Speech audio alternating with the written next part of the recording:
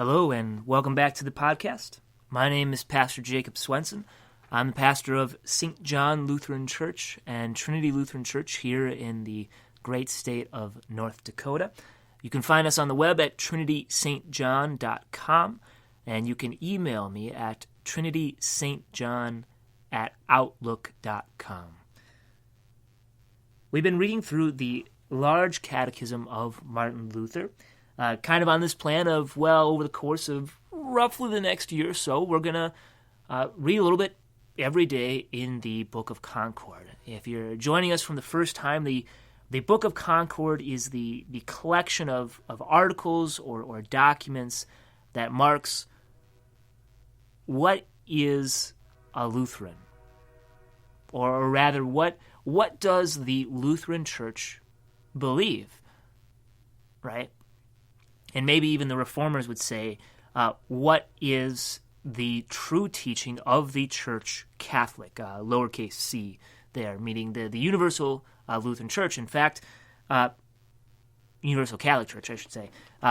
If you look in the back of Concordia, the Lutheran Confessions, there is something called the Catalog of Testimonies, where the Reformers go through different writings from the Church Fathers to demonstrate, hey, what we're talking about here doesn't start with us, right? Lutherans don't see themselves as a new church, right?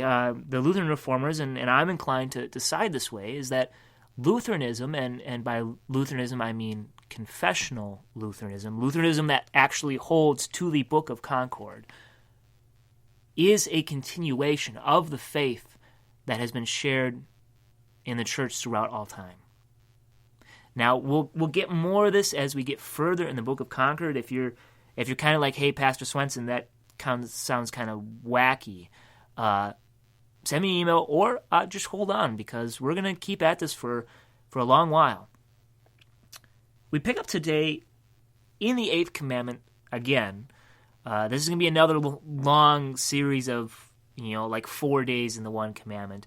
I think today is our third day on the 8th commandment. But we're in paragraph 279. 279. So if you're listening to the car, just keep on listening.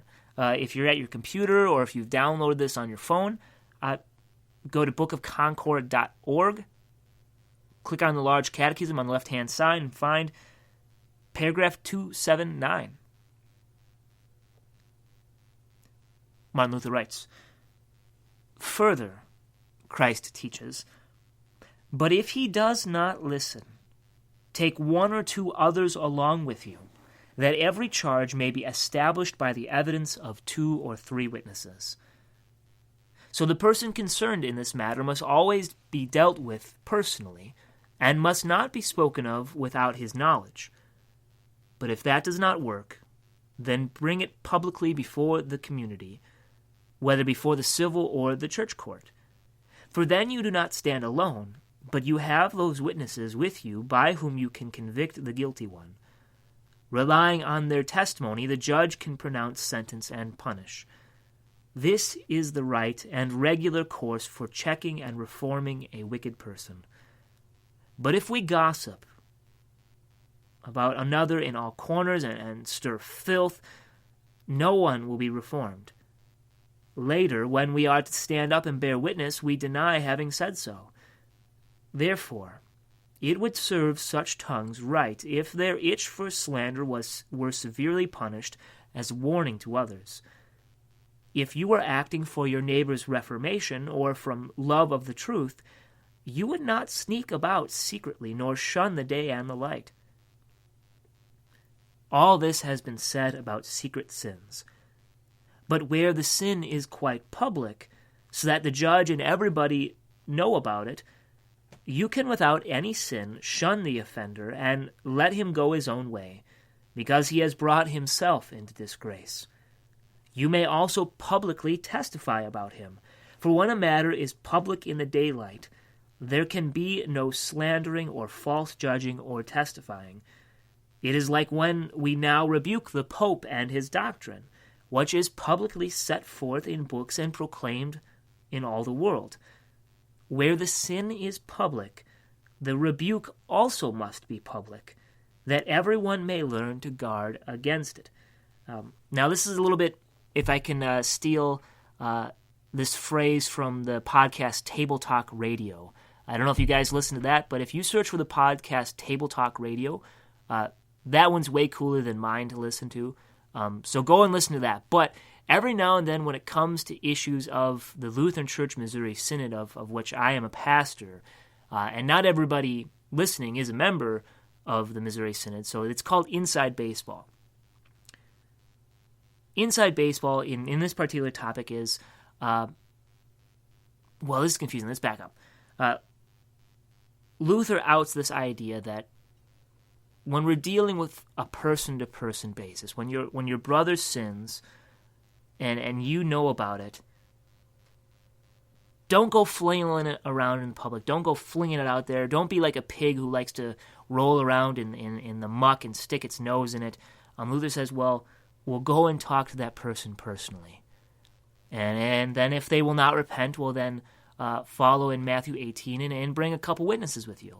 And if they still won't, then you tell it to the church, or in Luther's case, the civil authorities as well. Now Luther says this route doesn't entirely apply with a public sin. Now the example he gives is the false doctrine that was preached in the Roman Catholic Church. He says, such is the case with us, where everything the Roman Catholic Church teaches is out in the public. And so we're allowed to talk about this in public. The comparison today would be the prosperity gospel, teachers on TV. When you watch church on TV, now in some areas of our country, you will find like Worship for Shut-ins, or the South Dakota district of the Missouri Synod has a television ministry where you'll find good, solid Christian preaching. But a lot of times on TV you don't find that, and sometimes in sermons that comes out. And that's allowed to happen because they're flinging their false doctrine, their false teaching out in public to all the world. So before all the world, we're allowed to call them out. Now we'll back off a little bit off of that train, and we'll come back to paragraph 285. Now we have the sum and general understanding of this commandment: that no one do any harm to his neighbor with the tongue, whether friend or foe. Do not speak evil of him, no matter whether it is true or false, unless it is done by commandment or for his reformation. Let everyone use his tongue and make it serve for the best of everyone else, to cover up his neighbor's sins and infirmities, excuse them, conceal, and garnish them with his own reputation. The chief reason for this should be the one that Christ declares in the gospel, where he includes all commandments about our neighbor. Whatever you wish that others would do to you, do also to them. Even nature teaches the same thing in our own bodies. As St. Paul says, on the contrary, the parts of the body that seem to be weaker are indispensable, and on those parts of the body that we think less honorable we bestow the greater honor, and our unpresentable parts are treated with greater modesty. No one covers his face, eyes, nose, and mouth, for they, being in themselves the most honorable parts that we have, do not require it. But the most weak parts, of which we are ashamed, we cover with all diligence. Hands, eyes, and the whole body must help to cover and conceal them. So also among ourselves should we clothe whatever blemishes and infirmities we find in our neighbor, and serve and help him to promote his honor to the best of our ability. On the other hand, we should prevent whatever may be disgraceful to him. It is especially an excellent and noble virtue for someone always to explain things for his neighbor's advantage, and to put the best construction on all he may hear about his neighbor, if it is not notoriously evil. Or, at any rate, forgive the matter over and against the poisonous tongues that are busy wherever they can to pry out and discover something to blame in a neighbor. They explain and pervert the matter in the worst way, as is done now especially with God's precious word and its preachers. There are included, therefore, in this commandment quite a multitude of good works. These please God most highly and bring abundant good and blessing, if only the blind world and the false saints would recognize them. For there is nothing on or in a person that can do both greater and more extensive good or harm in spiritual and in temporal matters than the tongue.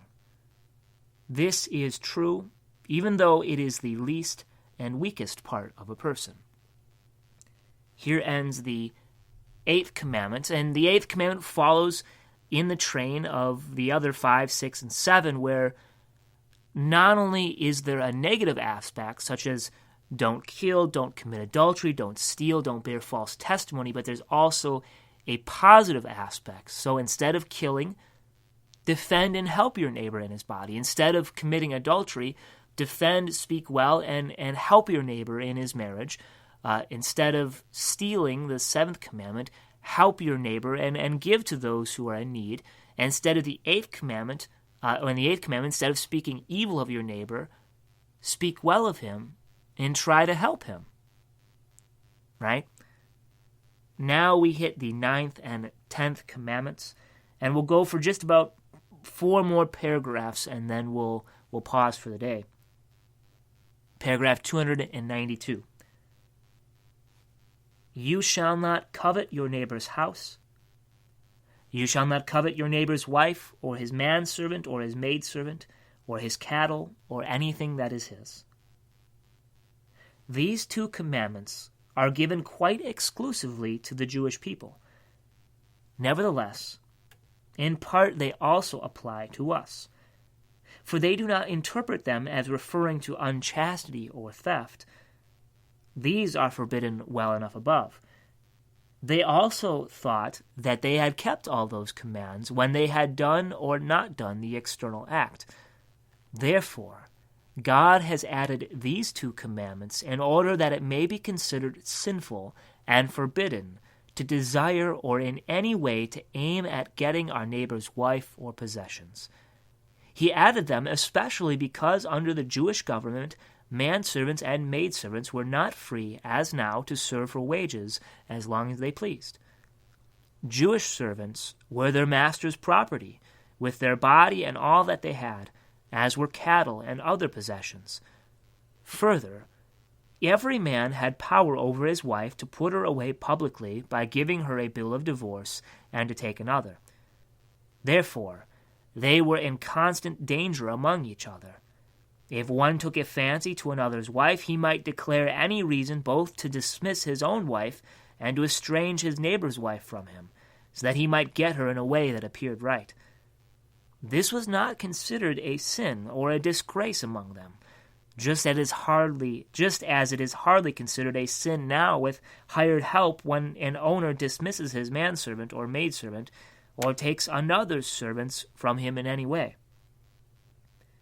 In this way, they interpreted these commandments, and that rightly, although the scope of the commandment reaches somewhat farther and higher. No one should consider or intend to get what belongs to another, such as his wife, servants, house and estate, land, meadows, cattle. He should not take them even with a show of right, by a trick, or to his neighbor's harm. For above, in the 7th commandment, the vice is forbidden where one takes for himself the possessions of others or withholds them from his neighbor. A person cannot rightly do these things. But here, it is also forbidden for you to alienate anything from your neighbor, even though you could do so with honor in the eyes of the world, so that no one could accuse or blame you as though you had gotten it wrongfully. Right, so Luther's going to open the 9th and 10th commandment with this volley, that the 9th and 10th commandment are given as a hedge against this idea that if we only don't steal, and if we only don't commit adultery, and if we only don't murder, that somehow we have still kept the commandments perfectly. Right? And this is going to be a distinction between Lutheranism and really the Scripture and some Christian denominations out there, because Lutheranism, along with the ninth and 10th commandments, preserves that our thoughts can be sinful, which is just in keeping with the Sermon on the Mount, that our thoughts can and often are sinful. That's the ninth and 10th commandment. Don't just not steal, but also don't even covet. And so Luther talks about this Jewish idea that, you owned your servants and you owned your wife. And so what would happen from time to time is, if you took a fancy to your neighbor's wife, well, what you would do is you would divorce your wife, and then you would find some way for your neighbor to grow estranged from his wife, so he would divorce his wife, and then once he divorced his wife, you would sneak in and sweep her up, and to the world, this would all look just fine. But not according to God's commandments. See, the commandments direct not just our outward behavior, but our inward behavior, our thoughts and intentions as well. And so just in case we thought that we had gotten scot-free through all the other commandments, that, I've never outwardly worshipped another god, I've never outwardly disobeyed my parents, I've never outwardly murdered someone or committed adultery or stolen or spoke falsely of them. Now, just in case we thought we got off scot-free, includes the ninth and 10th commandment, which say, don't covet. And which of us can say that we have never coveted? We're going to pause there for today. We'll pick up tomorrow as we continue our way through the last of the commandments, the ninth and 10th commandment. I will see you then.